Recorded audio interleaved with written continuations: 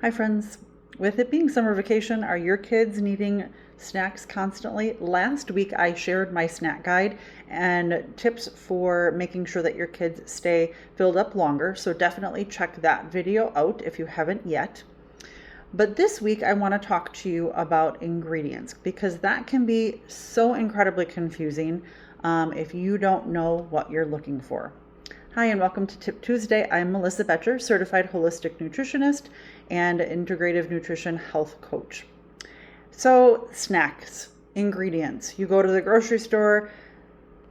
I'm going to guess that most people don't have time to look at food labels. And if you do have time to look at food labels, you don't know what you're looking for. So I want to give you a few tips of things to look for or things that I look for when I take a food and I flip over and look at the label.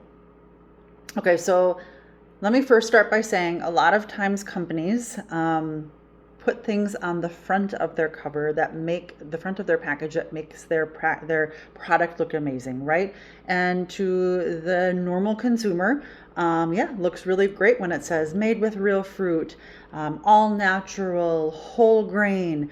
Those might sound really great, but if we really look at the ingredients, that's going to be more important for you because those things that they're putting on the front can be really, really deceiving. So here are the things that I look for. Number one, I always look for ingredients that I can pronounce, things that I can read, right? A lot of times we look at ingredient labels and we have no idea what the ingredient is. And guess what? A good rule of thumb is if you don't know what the ingredient is, you don't know what it's doing to your body. So it's really important to aim for ingredients that are words that we can read and know what they are.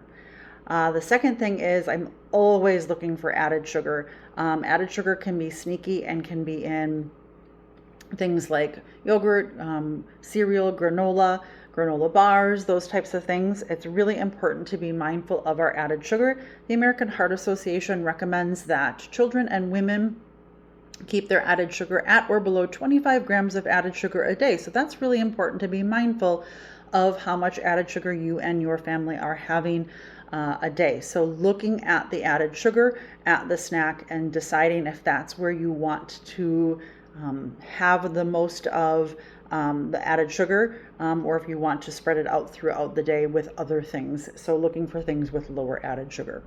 The third thing that I look for is protein when possible. A lot of times snacks are just carb filled, and that's okay, but pair it with a snack. And I talked a lot about that last week, and making sure, because if you're going to have a carb or your kids are going to have a carb, guess what's going to happen in an hour or two? They're going to be hungry again. So if you're going to get a carb-filled snack, like my kids like the Made Good granola minis from Costco, but there's no real protein in them. So then they'll pair it with a string cheese or a beef stick or cottage cheese or nuts or something like that to add a little bit of protein to help fill them up. The fourth thing, that I look for is oils. A lot of times, a lot of snacks are filled with inflammatory oils, and it's not always possible to avoid, but those are oils that aren't great for our body when we have them over and over and over again. So if you can find things with extra virgin olive oil or avocado oil, that's going to be so much, or coconut oil, that's going to be so much more helpful for your and your family's bodies when possible. And then the last thing is a no-go for me. I will not buy things that will be in our home with artificial colors and dyes. There are so many studies that talk about the links to behavior and health issues when we are eating things with red dye and blue dye. It's just, I absolutely notice a complete and utter difference in my daughter when she has red dye. And I know right away, oh, you were at a birthday party, you had a cupcake with red dye. I know it right away. So yep, there's going to be times when she has those things out and about for different things, but when we are at home, I do not buy those things because I know that they are not going to be good for her overall health, and we don't need to be hindering, and we don't need to be giving her things that are going to cause her to have behavior issues, and things that are going to be harmful to her health when we can provide her with things that do not have those.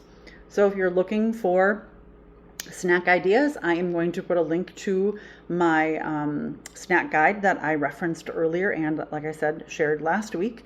I'm also going to put a link to my private Facebook group. I do tons of sharing with swaps and different snack ideas and just different health and wellness tips throughout. So I'm going to put a link for you to join that.